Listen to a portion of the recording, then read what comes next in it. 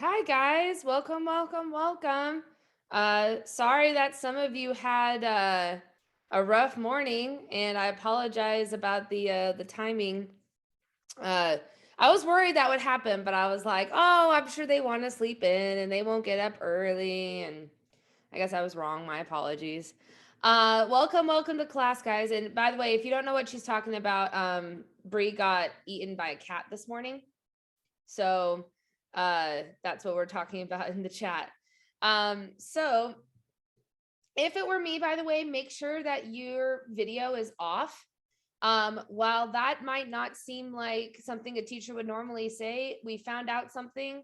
And the thing that we found out is that when I have to record via Zoom so that we can post it online, apparently at the sidebar, it has everybody's videos going. So if anybody had a video going last class, you were actually in the recorded video. So I would make sure that your cameras are off so that you don't have to have your video on with everybody else. Unless you want your video to be shown to the world, that's totally up to you. So really quickly, you need to grab out 2 sets of notes for me. Share my screen with you guys. Again, you should be seeing my screen. Let me know if something's not working correctly. So what you guys need is we're going to finish up our railroad notes. We're going to do that pretty quickly. And then we are also going to need our pot notes, and it's not actually pot notes, but it's not going to make any sense until I teach you it. So these are the notes that I sent out that said, please get these printed out. If you don't have them printed out, you can find them on the module overviews, and you can go to today's date, the 21st, and you can find those notes that are right here. If you don't have them, I would just file and make a copy, and then I'll have them printed out next week too. Somebody from AP is trying to message me. Hold on, let's see what they have to say. Oh, it has nothing to do with this. Okay. All right, so let's talk really quickly about what we're going to do. You also need to, by the way, open up for me the assignment that you guys had that you should have done about half of. This was, by the way, a really good test if you actually watched the lecture.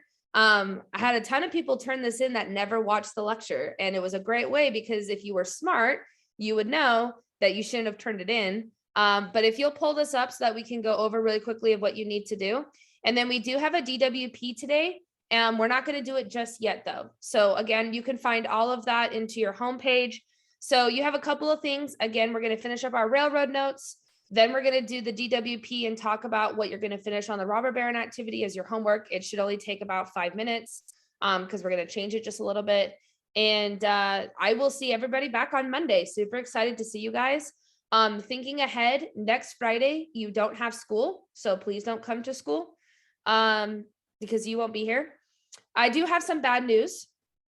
And we just got informed about this. I'm hoping that it'll work out okay. But if you guys remember, do you guys remember when I talked to you about how the superintendent gave everybody the day off on your AP exam? And how everybody has the day off except for all of you guys? Okay. We discovered a brand new problem with that. And the problem that we just got informed from the district, who again is suddenly realizing that this was a problem. If you have the day off of school, you have no way to get to school because there is no transportation. So there will be no buses to get to school that day, which means that if you are relying on transportation, you have no way to get to the AP exam. Now, and if I just asked you to unmute, ignore that. So what that means, and I'm going to send out an email to all the parents on Monday. We have some people who are still transferring, so I'm going to send it out on Monday. So what that means is the AP exam, you have to provide your own transportation to and from school. I will be there starting at 6:30. If I need to be there earlier, I can be there at 6:15 or 6 o'clock if you need some place to go. But there is no bus transportation to school on the AP exam. That is going to be a huge problem. And when we brought it up to the district, again, I love my job. Nobody say anything otherwise. But when we brought it up to the district, their solution was, well, they'll just take the late exam, which is like June 2nd. And if you don't know, the late exam has 9 exams going at the same time, which means if you have to take another late exam, you cannot take the late exam. I'm not so concerned about Skyline. I'm really concerned about the schools that rely 80% on public transportation to get to school. But make it known now that you need to go and tell your parents that that day you have to provide your own transportation. I'm wondering if maybe we can have a parent try to organize some sort of a carpool to get kids to school. I don't know. But the district did say that they will not provide transportation that day to get to school. So start planning it now. Let your parents know now. I didn't even think of that. So my apologies. Are the buses rentable? I don't know what they're going to do. I actually plan to contact the district. So I'm going to go to the district and say that this is a problem. I doubt it's going to do anything, but I just would be prepared now. You have to provide your own transportation that day. So we will address that later. I'm going to send out an email out to the parents. I'm going to see what I can do at my level. We've been asked to do a survey with the parents to ask them if it's going to be a problem. And then from there, we're going to present that to the district. So start telling your parents about it now. Get prepared now because we have to start thinking about it. And the district is going to request a college board to take the late exam as a district. If they deny that, it's a $40 fee per student, which is, again, a big concern. So we're going to try to figure it out. So don't panic yet. But it's just something that you have to think about. Okay. So from there, let's get positive. So, but I did just want to warn you because they did just alert us of that yesterday, which I apologize for not telling you. I didn't even think about it. All right, so we are going to hop into, we are on our train notes and we are just heading into the really big chart at the bottom. And before we get started, and by the way, I just wanted to thank 2A. I taught 2A and 4A on Tuesday. And let's just say that this class was way more fun to teach than 4A. If you're one of the 4A kids that's now in 2A, you'll see the differences. But I just wanted to give a shout out to 2A because they were very boring in the chat. And I did not feel like it was fun. But I kind of just talked to myself a lot in 4A. But this class I'm super excited about. So I very much appreciate all of your guys' hard work to make me feel somewhat happy on the last day. Let's talk really quickly. So heading into the stuff that we're going to learn about today that we're going to go ahead and finish up on, we should all know who this guy is. In the chat, put something you know about this guy. We should know who he is. So put in the chat what you know about this guy. Fake marble, narcissist, faces everywhere, flexer, painted marble, epic house, rich guy, bowling alley. Good. Okay. And remember, I taught you that way to be able to remember his name too is Gould Gold, remembering all that about the money. And the thing is that today, out of the 5 people that we're going to talk about, he's actually the poorest of the 5.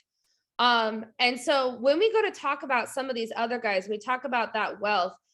He is actually considered, his net worth would be more than Elon Musk today. But he is the 6th poorest man that we're going to talk about today. But yes, a very large narcissist. So let's talk really quickly. And again, like we talked about before, and if you're coming from 4A, you missed our whole thing about this. So you missed like 5 minutes when we went over Jay Gould. But remember, we talked about his mega fancy house and my favorite part, which is the painted marble. I had a student tell me that they asked their parents for painted marble. That was not the intention. Please don't go and tell your parents to go paint your room marble because it's more expensive. But regardless, though, is that we talked all about him. We talked about his beautiful face and how it's everywhere and all of his super wealthy stuff. And again, like I talked about, when we get to these industrialists, this is where we talk about those robber barons and captains of industry. Now, hopefully you guys remember what a robber baron and a captain of industry is. Let's do a quick reminder. So in the chat, what is one word to describe a robber baron that doesn't include the words robber baron? So think of one word that you can put that describes a robber baron. Lots of greed, exploitation, money, jerks I saw. I think that pretty much summarizes it. Good. All right, now let's do evil. Good. Okay, now let's do the exact same activity with captains of industry. So what are you going to call a captain of industry in one word without using the word captain of or industry? Okay, pro-worker, beneficial, paying it forward. Nice. Good. Yes. Okay. We'll go with that. Caring. Okay, good. And so when we go to do all of these people, you'll notice on your chart, the right-hand side, there's a right-hand side that says CB or CI, or RB and CI. What you're going to do is, as we go through each of these people, I want you to decide for yourself, are they a robber baron or a captain of industry? There are some that it will be very hard to say that they're a captain of industry. It'll be pretty obvious that they're a robber baron. But there are some that in history is very debatable. And if you go and look up books on Amazon, you will notice that these books on Amazon are pretty much split half and half of whether or not they are robber baron or whether or not they are captains of industry. So I really encourage you to think about, and this is today too, right? If somebody does something, how bad does somebody have to do something to make them into a robber baron? Or on the contrast, what do they have to do that's good enough that they won't be considered a robber baron, but they're a captain of industry? So we're going to give you both sides, and it's really similar to today. And I think it's really good with like cancel culture. What does somebody have to do to get canceled? And that's really what you have to think about this is as we go through this is, would in today's world, if these people did the same thing, would they be canceled or would they be considered a captain of industry? So that's what we're going to do. And we're going to go through each of these. Now, I would bracket this entire chart. So do a nice big bracket around it and put must know these names. You need to know the last names. You need to know what their industry was. So that second column is very important. And I'll tell you which ones to star. And then you need to know the basics of what they did to make them a robber baron or a captain of industry. On the AP exam, they have not done a period 6 exam, DBQ since the 90s. I think it would be a really great DBQ. I think it's the perfect era in history. A lot of teachers don't like period 6 for whatever reason, boring. I love period 6, it's my favorite. But I think this would be really good. But if you get a political cartoon or you get something like that, you need to be able to identify what they were and really impress that AP reader. All right, so let's head into, and yes, Gilded Age. I love the Gilded Age. And then next class period, the next 2 is going to be some of my favorites. So the first guy that we're going to talk about before is John D. Rockefeller, and he is a double-starred. He's one of the most important people on this entire chart. There's 2 in particular, the most important chart. The Frankenstein mashup of 12 subjects, that's 7. So our next unit is going to be where they crush way too much time period into 1. That's why we do about a month and a half on period 7. So John D. Rockefeller is one of the most important people on this entire chart. Now, you might have heard of Rockefeller before. Can anybody put in the chat if you've heard the word Rockefeller, where you might have heard it before?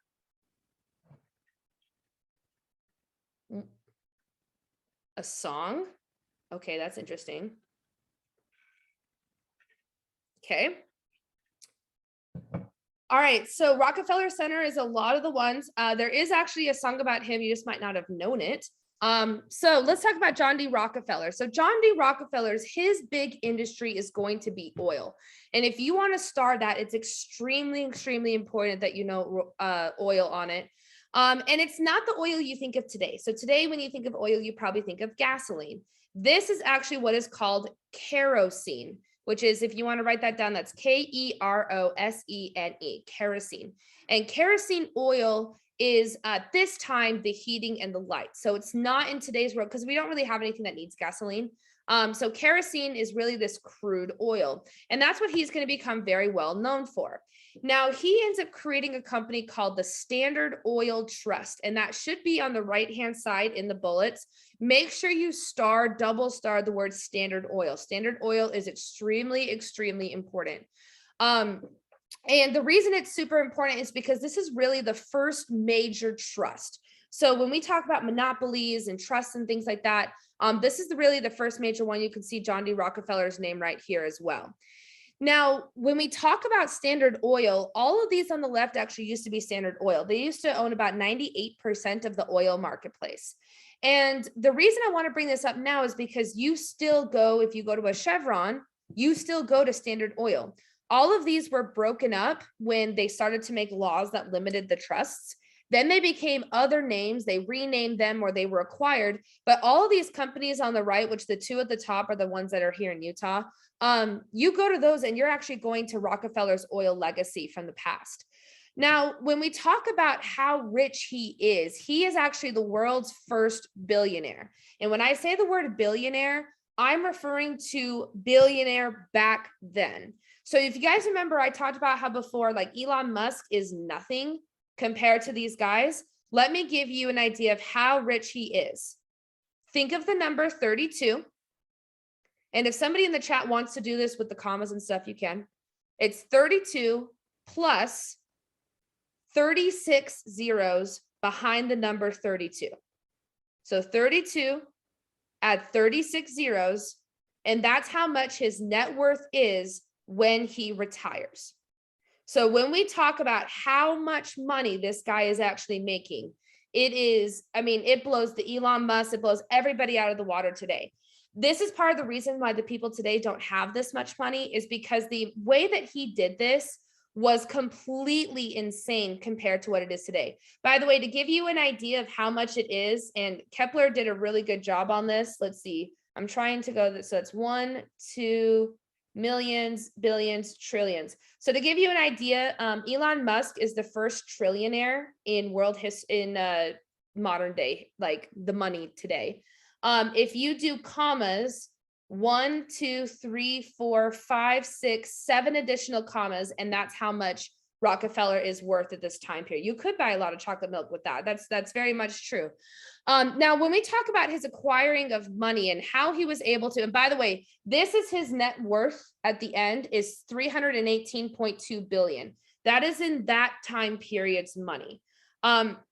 Now, if you actually look at how he acquired that, though, that's when we start to get into this really sketchiness. Now, somebody met with me after school or after class the other day. I can't remember who it is, but it was from 2A. And they were meeting with me about glasses. And they talked about whether or not the glasses market is a monopoly. And the way that they were describing it, they were like, well, there's this company that owns the majority of the glasses industry. And there's all of these different people that they'll go and they'll shut down these like really small mom and pop stores and different things like that. That's exactly what Rockefeller did to acquire it. So he was very smart. When he was 19 years old, what he would do is he would go to a small traditional kerosene oil refinery. And what he would do is he would go and he would say, hey, tell me, I want to be an oil refinery just like you. So can you do me a huge favor and tell me, what do you do? I want to be just like you one day. And so they would take him under his wing as an apprentice. They would show them all of his financials. They would show him how it works. They would show him how to be cheap. He would say, thank you so much. I'm going to go create my oil refinery in X state, and it's going to all be great. And what did he do instead? He would go and make an oil refinery right next to the original, blow it up, have such cheap prices that they couldn't compete, shut them down, and then they would take over and acquire the original one. So all Rockefeller did is consistently acquire through these really sketchy means all of this different oil industry. So again, kind of bringing into that robber mentality and the fact that he made all of this money when the vast majority of his workers were making extremely little amount of money. But let's talk about the other side. So we've talked about the robber baron mentality. We talked about the fact that he had all this money. His workers didn't have a lot of money, but he also gave away a ton of money. So he actually gives away, right when he retires at 74, $500 million. The equivalent today of $500 million in back then's money is about $700 billion in today's money. So it's not like it's some sort of a chump change. Now, 500 million of 318 billion is, you know, still a small amount of money. The reason I also like this, by the way, is we have a bunch of people who like to go to Rockefeller University, or in particular, the University of Chicago.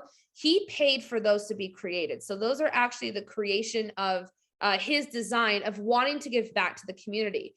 Now, one of his biggest ways that he gives back to the community is he is going to, and if it's not in Rockefeller's, I would maybe put it down, is hookworm, or maybe draw a little worm, and it'll help you remember it. And hookworm was a horrific disease at this time period. Hookworm was this really long, skinny worm that basically lived underneath your skin, and it would eat off of your blood and your muscle and your fat for 25 to 30 years. Now, if you are squeamish, don't look at the next pictures. Look away, look at the ceiling, look at your cat, okay? Don't look at the pictures if you're squeamish, because I'm going to show you what hookworm is and I'm going to describe it. Now, by the way, this is a picture of hookworms that have been taken out of a single person. So again, if this makes you squeamish to look at, please don't look at the next pictures. Warning, warning, warning, warning, warning. Okay, so here's what hookworm looks like in today's world. So this is actually one continuous worm. What happens is it typically is from some sort of a cut or something like that, and it goes into your foot in this case. And if you notice, this is one giant worm, and this is what it looks like. So you can see it's munching right here. And then what it basically does is it eats away at your fat. And by the way, to make it even worse, this moves underneath your skin. So it's actually moving and your skin is bumping up and down as it crawls around your body. The only way to be able to get it out to make it look like this is you actually basically do a cut right here, grab the worm, and you actually have to pull the worm. And if you know anything about worms, they have 10 hearts. So if it breaks, you have to recut your foot and then continue to pull it out until it eventually goes away. By the way, if this wanted to stay in your body without being removed, it would stay about 25 years. And when it really became a big problem is that those worms would go up your leg, go up into your body, and actually go into your heart. And then what it would do is basically would overwhelm your heart. So there's all these people who died of hookworm from the worms eating at your heart, and they would pull out the heart and it would be covered in all of those worms. And so that's what this is actually showing, is that this person actually works in a mortuary. And these are all of the worms that were cut out of somebody that had died of hookworm. So what did he do? So if you are looking away, by the way, you can go back. So you can look now, there's no gross pictures anymore. So what he would do is he actually wanted to eradicate hookworm. So he invests millions of dollars into the creation of a vaccine. And this is one of the very first major vaccines funded, and it actually eradicates hookworm in the United States. So the only ways you can get hookworm now is if you go to areas where hookworm has not been completely eradicated, especially when you get into more developing countries and different things like that. But that was one of his big things. So again, when we're talking about his big things that he did, gave $500 million, established 2 colleges, eradicated hookworm. But again, does that matter? Does it matter that he gave away all this stuff when what he really is, and this is an extremely famous, so I want you to make sure you write down octopus. This is one of the most famous images of this time period when it comes to political cartoons. And if you notice, you have Standard Oil right here, and you can see that you have this giant oil and you have this octopus. And if you notice, he's taking the White House, he's taking the Capitol, or sorry, excuse me, he's taking the Capitol, he's taking the state, and then he's also going to eventually try to get the White House. And you can see that he is taking over all of these different things. And again, I agree, Autumn. Like I said before, my future, when I teach your kids, they're going to have memes. Is memes as good as this? I love political cartoons. But regardless, though, is that when we go to see this, is it the same thing? Now, one of the big names that comes during this time is a lady named Ida Tarbell. And I think she's on there. I think it says Ida Tarbell or History of the Standard Oil Company. Make sure you know the name of this book. And I think it's on the bullets. I just don't have the paper in front of me. And Ida Tarbell, there's 2 Idas, Ida B. Wells and Ida Tarbell. They're very different. So just make sure you know Tarbell. She writes this book. She actually goes undercover in a Standard Oil refinery and exposes all of these things that were going on in the refinery that were horrific. And it actually completely exposes him. It exposes him so much that he actually sells his company. So you can see right here, you have the trust. This is the trust laws. This is going to be Teddy Roosevelt, and they're going to destroy the trust. I absolutely love this Wright cartoon. I'm going to say that so many times because I love political cartoons. But look how cool this cartoon is. You can see the big fat industrialists. You can see it says the steel trust, the copper trust, the nail trust. Standard Oil is right here, and you can see that this is the Senate. So who actually controls the Senate? The monopolists. And you can see it says the bosses of the Senate. And you can see they're all scared and looking back at these horrible monopolists, interest for the monopolist. And we'll talk about this cartoon a little bit later as well.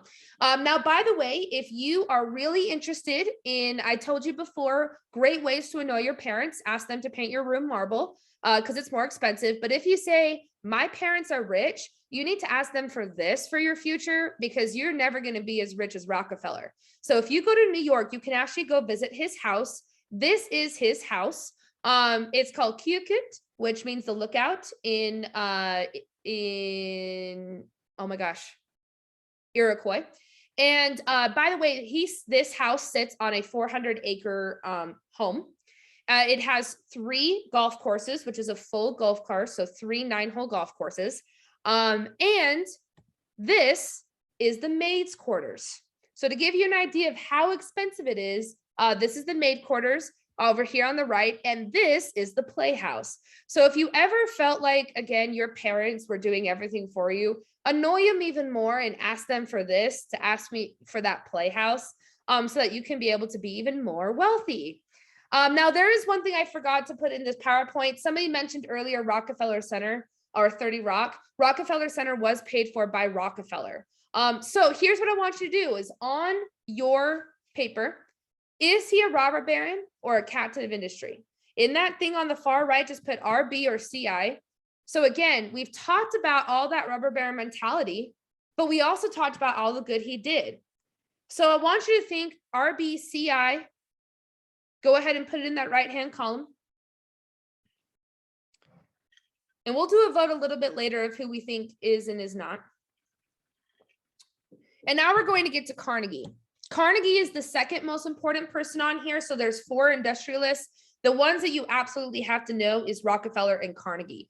And you might have heard of Carnegie. Anybody put in the chat, where have you heard of Carnegie before? Good, Carnegie Hall, fun fact. He did that. And we're going to actually get back to Soon Wee actually also is talking about a good one, as well as Claire. So let's talk about Carnegie. And Carnegie is a little bit different. So Rockefeller, he also came from an impoverished family, but Carnegie comes from an extremely impoverished family. He actually comes from Scotland. His parents were extremely impoverished. They come over to the United States for his family to only make $5 a month collectively as the family. So he had to go very young. So at 16 years old, he dropped out of school and he went and worked at a telegraph company. And this is the Morse code. He was so smart that he memorized the entirety of Morse code and could fluently do it at a rate 6 times faster than his coworkers in only 30 hours. So he was able to pick it up so quickly that he actually became one of the biggest telegraph operators. And so much so that when they started to look into business partners and things like that, he becomes a business partner in the telegraph company only 2 years later, when all of his coworkers and partners were in their 50s and their 60s when it came to the telegraph. Now, he felt like there was something bigger and he wanted to buy a company. So he actually goes to his mother, who at this point is a single mom because his father died working, and we'll talk about that later with working conditions. And what ends up happening is that he asks his mom, will you mortgage your house? Which means, will you put a loan on your house to the bank for $500, the last $500 his family had? And he takes that $500, his mom agrees, and the bank says, you have 1 year to pay us back the $500 or we're taking your mom's house. He takes that $500 and in 1 year invests it into a company and makes $5,000 a year, which is the equivalent today of $115,000. So his $500 investment becomes massively successful, and he is going to invest in steel. So you really, and I would make sure to highlight no oil and highlight and no steel. Those are the 2 biggest industrialists at this time period. Now, he actually creates this place called Homesteel Steelworks, and we're going to talk about it later. And the reason why we're going to talk about it later is because the Homestead Mill becomes very, very famous for something else that happens there.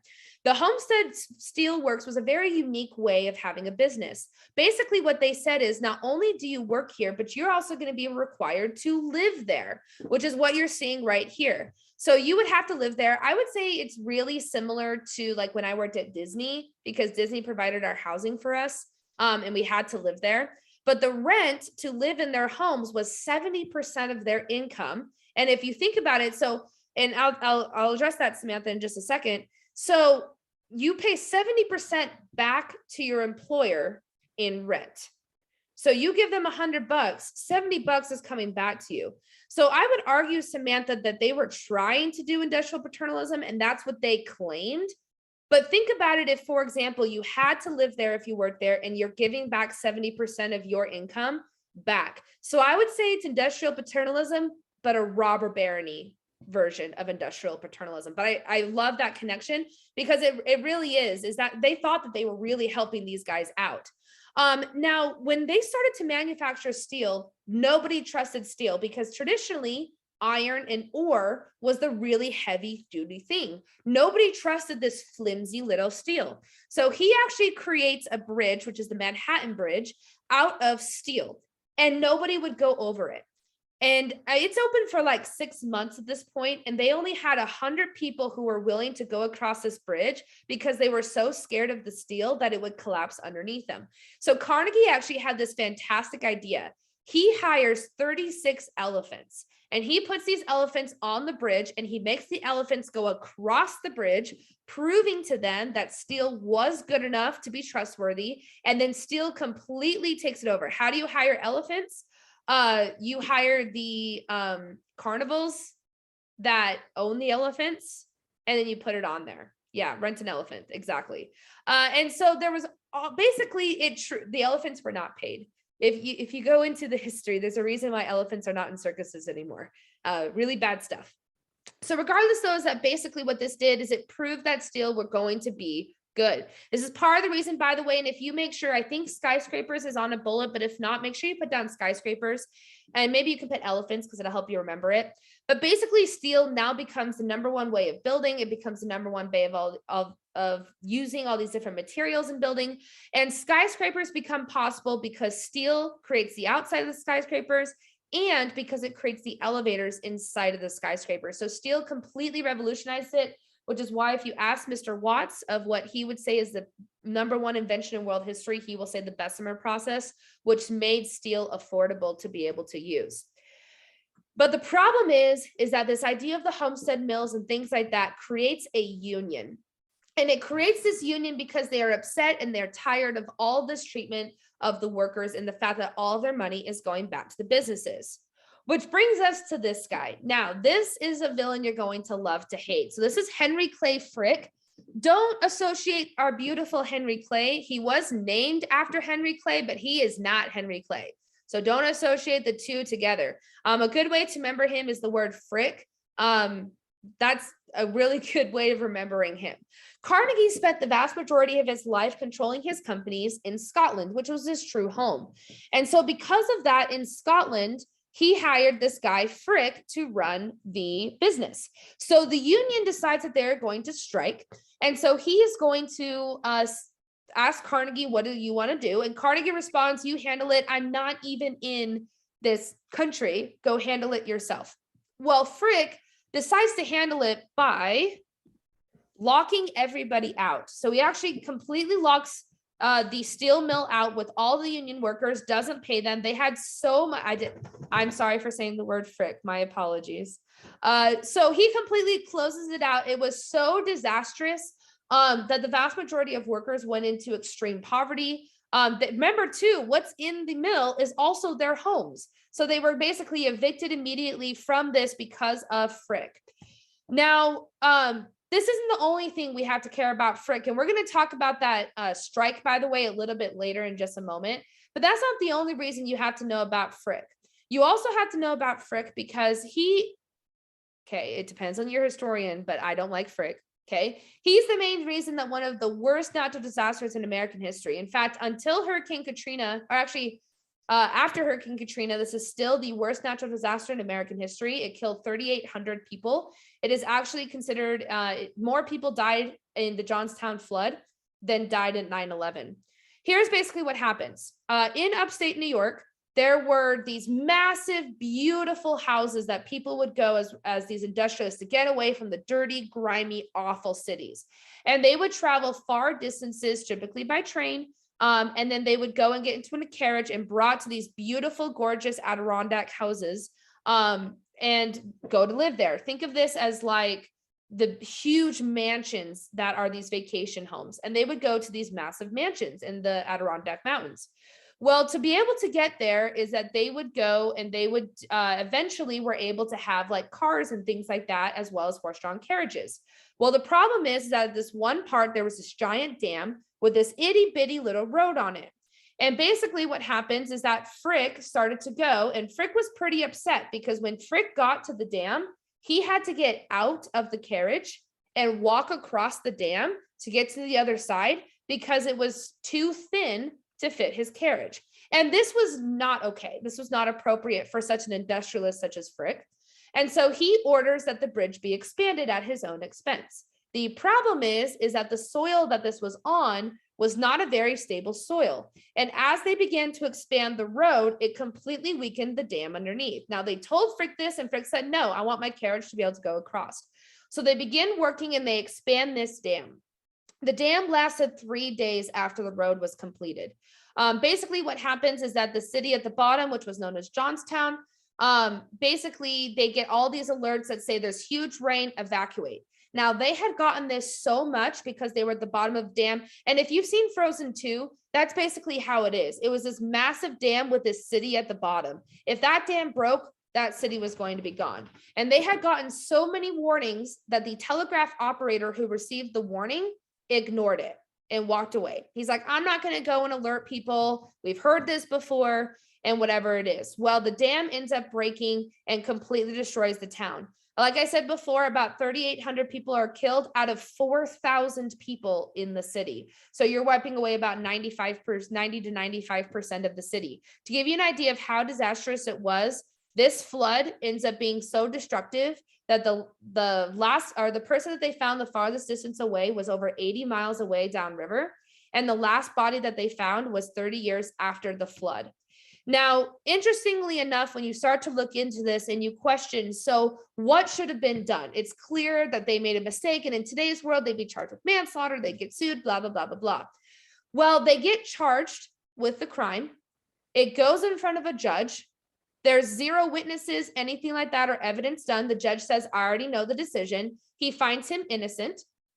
However, the state orders that for each of the victims, they have to pay the victim $1, the victim's family. To give you the equivalent now, that's about $100 per victim that they had to give each of the victims for this Johnstown flood. And then they just went apart. So there was really no major thing that ends up happening at this time. Carnegie, however, gets blamed for this. And Carnegie gets blamed for this because he was under Frick's control. And Carnegie actually does give them the equivalent now of about $50,000 a person. Frick still continues to work there, though, even with all of this tragic death. If you compare this to today, to compare it of how it would be in the same situation today, this is the Deepwater Horizon spill. And in Deepwater Horizon, which is a movie about it, 8 people died. But not only that, but it massively destroyed the ecosystem of the Gulf of Mexico. And hundreds of thousands of oil ends up spilling into the Gulf of Mexico, destroying the wildlife and the ecosystem. And this was so bad that basically all these people went to BP, which again is owned by it's the Rockefeller legacy. And basically what ends up happening in the end is that they are charged with the crime, and the actual people who were in charge of BP, who basically ignored all the warning signs, actually are spending time in jail in England. So you can kind of compare it between the two. Now, back to that homestead strike happening at this whole time period, by the way, we are going to learn a little bit later, but what happens in the end of all this is that the Pinkertons are brought in. Do you guys remember the Pinkertons? And we talked about it. You guys remember that? And we talked about, the police in the Wild Wild West. Well, they come to break up this strike. And what ends up happening in the end of this strike is that the Pinkertons are called in and it becomes a bloodbath. About 35 of these workers die in this bloodbath of them trying to break up the strike. The federal government has to step in. And this is kind of when the Pinkertons start to go downhill. We got the cliffhanger on this. And the reason the Pinkertons go downhill is because of the fact that they're seen as this bloody work for hire workforce at this time period. So he ends up selling these steelworks to another guy that we're going to talk about in just a second. You can see his fat nose. His fat nose is actually very important at $480 million. So in today's equivalent, you're looking at probably around $800 billion-ish of how much he sold these steelworks for to Big Nose Guy, which we're going to talk about Big Nose Guy in just a second. So now we have the other side. So again, Carnegie, all this controversy with the union and Frick and all these different things, as well as Johnstown, which he was blamed for. Now we're going to head into the good things that he did. So Carnegie was really into giving back to the community. In fact, out of all of these, Carnegie is the most well-known for giving back. One of the things he did is he established the public park system in Scotland. So almost every public park in Scotland was funded by Carnegie, as well as the people underneath him. He also was really big into music. And so he actually donated over 2,000 organs. Fun fact, by the way, our organ at the Tabernacle was partially funded by Carnegie. And that's still the same exact one that we have today. He also created America's first free library system, which before only the elites could go to the library, and he created the very first free library system. He also established Carnegie Mellon University, which is why it's named after him. And he actually, his fund, so his trust after he died, helps fund Carnegie Mellon and actually provides several scholarships from that.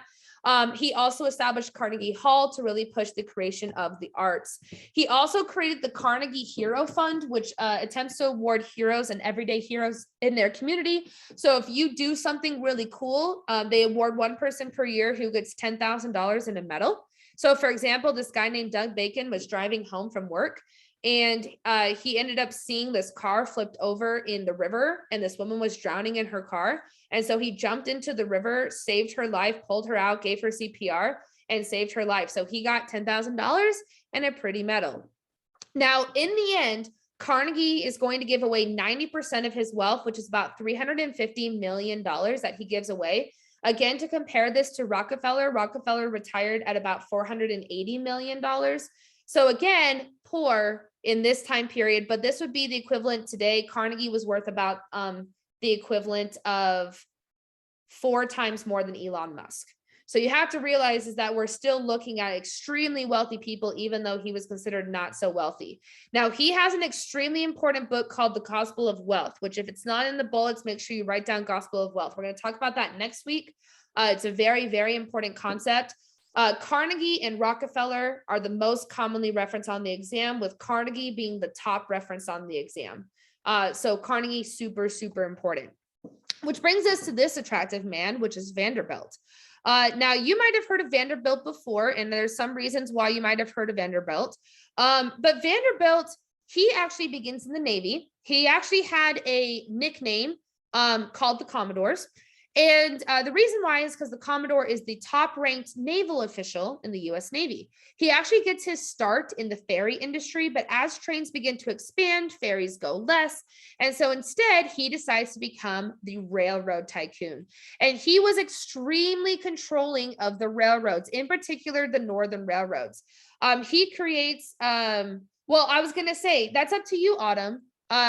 Decide for your, and I forgot to reference that. So decide for yourself really quickly. Do you think he's an RB or a CI? So putting on there, do you think he is an RB or a CI when it comes to Carnegie? Now, by the way, with Vanderbilt, which I love how he's drawn because he's drawn so alike how he looks in real life. But he's really into the railroads, and he owns about 95% of the railroads. And basically how he acquired the railroads is whenever there was a railroad that he didn't want, he would actually build his railroad right next to the original railroad. He would then lower his ticket prices to insane amounts so that everybody would ride his railroad instead. And then what would happen is when the other railroad went out of business, he would just take all of that as scrap and remelt it down and reuse it into his own railroads. Now, I have you a really interesting fact about him. Do you guys remember Jay Gould in his fancy house, the marble guy? So both of those were in constant competition for the railroad. So Gould, so this is New York right here. Gould lives right about here-ish. And you can see that there are 2 railroads. And the reason why there were 2 railroads is because, again, Gould was a railroad baron. So he builds this beautiful, beautiful house, and he's about to build the railroad to get to his own house. When Vanderbilt builds his own railroad up to his house, and not only up to his house, but actually completely surrounds his house with his rival's railroad company. And so in order to be able to not have to ride Vanderbilt's railroad to get to his own house, he actually builds his own railroad right next to that railroad, except Vanderbilt owned all the land. So he has to build it to the side. It has like an end station next to his house.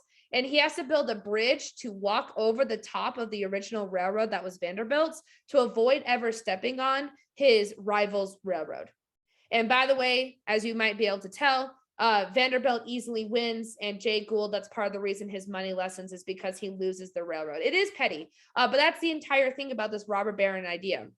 Now, in terms of the good news of what Vanderbilt did, Vanderbilt did give $1 million to create Vanderbilt University and name it after him. And that's the only money he gave Vanderbilt, was the naming rights. So it would be named after him.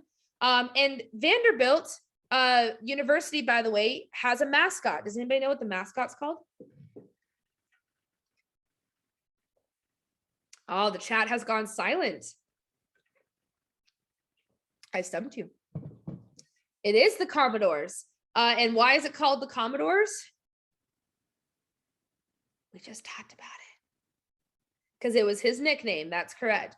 So he paid $1 million to have the mascot named after him and the university named after him. And that's pretty much all he did there. He did create Grand Central Depot, which today is called Grand Central Station. So you can still see Vanderbilt and all the things that he did. In terms of, and that's the Vanderbilt University that we just talked about before, which, by the way, had the very first female to compete in the NCAA a few years ago as the kicker. Fun fact. And this is where it gets really interesting. So he amasses a crazy amount of wealth, like we talked about before, horrible treatment of his workers, horrible treatment of other people and their railroads. He did, when he died, have a massive amount of wealth. And that's what this is saying right here. His wealth was estimated of approximately $100 million. So you can see we're lessening each time. So it's about a fourth of Carnegie's wealth. And he gave 100% of his wealth to one of his business investors. And the reason he did that is he actually had 2 sons. His first son was mentally disabled.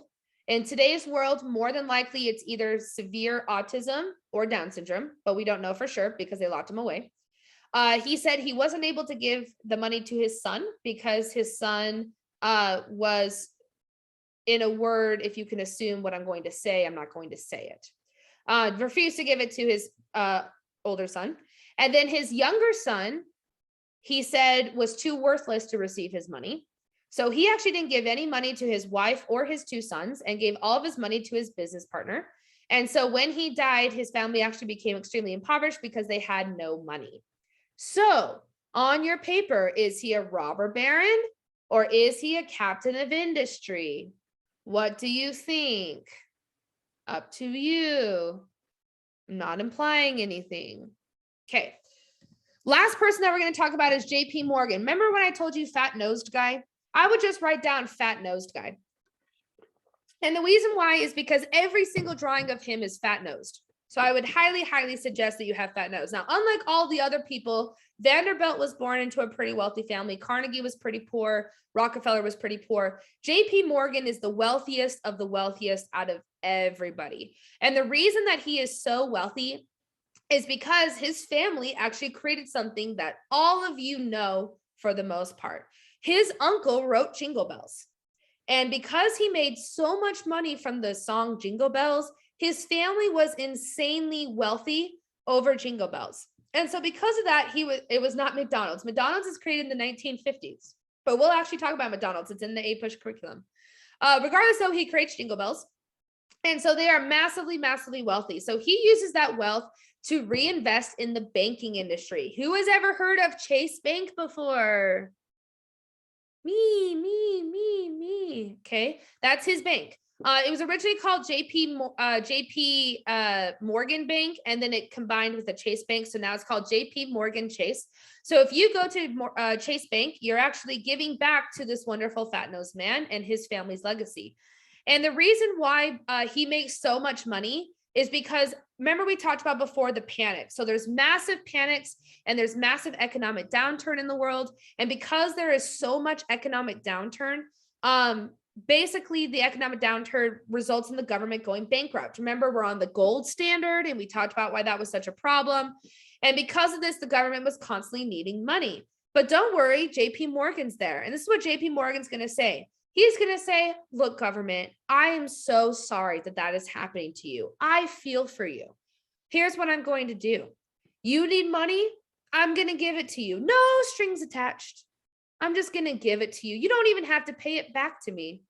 Just one day, if I need anything, you're going to pay me back. And so the government basically was completely funded by JP Morgan for the most part from 1890 really until World War I. In fact, World War I was almost entirely funded by JP Morgan. And so because of this, he loaned $60 million, for example, in his first loan. To give you an idea of how much $60 million is, in today's money, that's almost $50 billion that is being given to the government to bail them out. And so basically what happens is he has all of these strings attached. So, hey, you're going to investigate one of my workers. Let's just go ahead and push that to the side. Oh, you're going to create a new law about banking. Let's reduce the interest rates for bank, but allow everybody else's interest rates to go up. He is literally basically the puppet master of the government because he gave them money. It's like the sketchiest thing ever. And so that's what you start to see in these cartoons. Now, all of the cartoons are going to have him with a fat nose. So you can see you have fat nose JP Morgan. Notice that he is taking control of the ironworks, the railroads, because unlike, the Rockefellers and the Carnegies, when you're a banker, you're controlling all of that. Really, because you're the banker and the financer, all of that. If you think his nose is fat or is good there, look at these ones, fat nosed. Okay, so if you notice on this one, by the way, you can see that he's dealing with all the bank mergers. If you notice this, he has the boat right here, which is America's financial stability. Notice Uncle Sam thinks that he is doing it, but who's actually controlling it is fat nose JP Morgan, fat nose JP Morgan.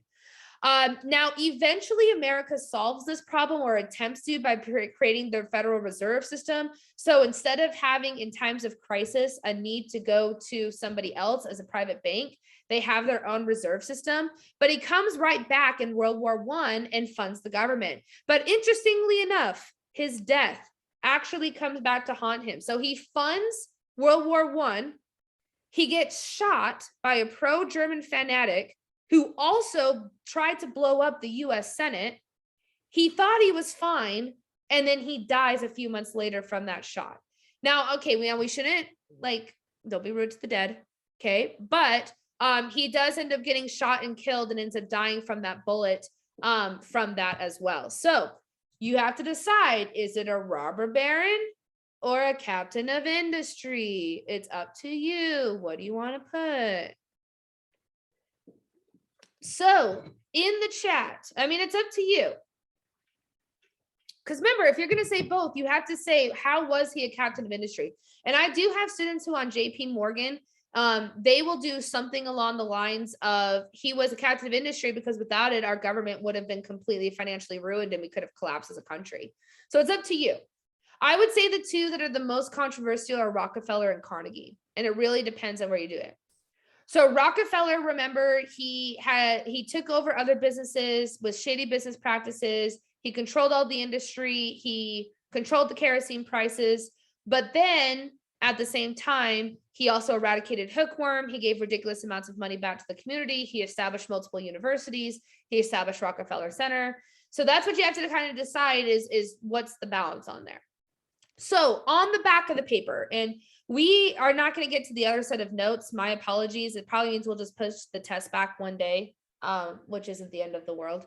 But really quickly on the back side, let's finish this up and then we'll talk about the work and the DWP and stuff like that. So we have two different types of integration. And if you will bracket horizontal and vertical and put double stars and put must know. This is on almost every single AP exam, is some sort of a question about how these monopolists came to make all this money. And there's two different ways of doing it, vertical and horizontal integration. You need to know the difference and what companies best represented them. And this is part of the reason why Carnegie and Rockefeller are so important, because they show how these companies are able to acquire the difference. So let's talk really quickly, and we're going to start with horizontal integration. Horizontal integration, if you will highlight Standard Oil, and then if you will star the second bullet, merging competitors into the same industry. So here's basically how horizontal integration works. So basically what happens is that Standard Oil is going to own all the refineries. He doesn't oil the people who pull up the oil. He doesn't own the people who make the barrels. He doesn't own the people who make it into kerosene. His entire goal is just to refine the oil. So in a horizontal integration, instead of owning the drilling, the transportation, the sales, all he does is own a single part of the industry. So the most common way of this, for example, is if McDonald's bought up Burger King and Wendy's and all these different companies, that would be a horizontal integration. With the deal that happened the other day, which as an update, I gave you like a teaser, they're currently saying it is the biggest tech deal in America's history, which is Microsoft's acquisition of Activision and Blizzard for $80 billion, I believe it is. And that would be an example that somebody might say if Microsoft owns Sony and they own EA and they own Blizzard and they own all these different things, then they would own the horizontal integration, which is just the one part of the industry. In contrast with vertical integration, which is Carnegie Steel, so make sure you highlight and know Carnegie Steel. With Carnegie Steel, he owns every part of the business. So he owns the mines, he owns the transportation, he owns the smelting corporations, he owns the refineries, he owns every single part of the steel. So if a McDonald's were to become vertical integration, not only would McDonald's have to sell the burgers, they would have to own the cattle. They would have to own the transportation. They would have to own the slaughterhouses. They would have to own the people who make the boxes for their stuff. They would have to own every single part of the business in order for it to be vertical integration. And I think I have, so on this vertical integration, if you want to start the first bullet, it's all phases of manufacturing from the top to the bottom. And because of that, it's Carnegie Steel. And that's the reason he was able to make so much money. So it's two different ways of monopolies being formed. Today, it's more common for people to accuse it of horizontal integration versus vertical because most companies don't want to own every part of the production. Bennett, did you have a question? I'll mute you. Okay. Anyways, so horizontal, vertical, I know it's a little bit confusing. We'll review it again next week as needed. So the last term on here, because everything else in this paper we've actually already learned, I just added it because it kind of has to do with industrialization, is laissez-faire economics. And if you would like double or triple star this is the economic policy of America during this. You keep cutting in and out for me. Is anybody else having that same issue? No? Okay. You might want to be able to, because we're almost done. So if you're still having problems, you might want to go back and just like rewatch it maybe. Which bullet? Well, we haven't done a bullet for this one yet. Starring laissez-faire economics. And basically, if you want to star the bullet, it's the first bullet. It's the idea that the government should leave everybody alone with all economic activities. In a modern day, this is a more Republican economic policy. A more Democrat in today's world economic policy would be tons of involvement in the economy. So if you think about in today's world with the idea of more of a Republican mindset, it's part of the reason why they say the government shouldn't be involved in businesses. This all comes down to right now, the vaccine mandates, the mask mandates, all these different things is the idea that the government should not be involved. When it comes to economics, the reason why an economic policy would work in this case is they say, look, if you let these industrialists make all of this money, it's going to do what's called, if you want to write next to laissez-faire, trickle down. It's going to trickle down to the workforce. And so once the workforce has that economy trickle down to it, it's going to make money. So you have to let these people make ridiculous amounts of money, like the Elon Musk and Amazon. So for example, a laissez-faire person would say, let Amazon do whatever they want, because think of how many employees it employs. Or let these companies make all these crazy amounts of money because eventually it's going to hire more workers. In this case, though, it's the more extreme. Their idea is that it will go down to the workers, but because there are no laws in place like we have now, the workers get the short end of the stick while you have massive, massive amounts of money. So the last thing, this is, by the way, one of those examples of why laissez-faire in theory would work. A new tax law was placed when Trump was in charge that massively reduced business taxes. And the idea was that businesses will have more money to reinvest in their workers. And so Apple, for example, gave every single employee $2,500. That would be the argument for why you should have more laissez-faire. In contrast, though, in Disney World also offered a bonus under the same tax law, but said the only reason you can get it is if you're a union worker or if you're a non-union worker. And so the goal of that was to encourage people to not unionize in order to get $1,000. And so that's kind of where you go back and forth about whether or not laissez-faire is good or not. Now we're going to get into this, and we didn't get far enough. It's totally fine. I'm not too worried about it because we had an extra day that I didn't know we had an extra day coming up because I misted my calendar. So I think that we'll be fine to push the test a day back again. However, I want to leave you on one thing. If you ever want a really good way to remember this, everybody for homework should go and listen to Taylor Swift's song, Last Great American Dynasty. And the reason that you should listen to it is because if you've heard that song before, it tells the story of her home in Rhode Island. And it tells you about this woman who married a guy. And in the song, it says like, heir to the Standard Oil name and money. Standard Oil name. He was one of the people who had stakes in the Standard Oil Company with Rockefeller.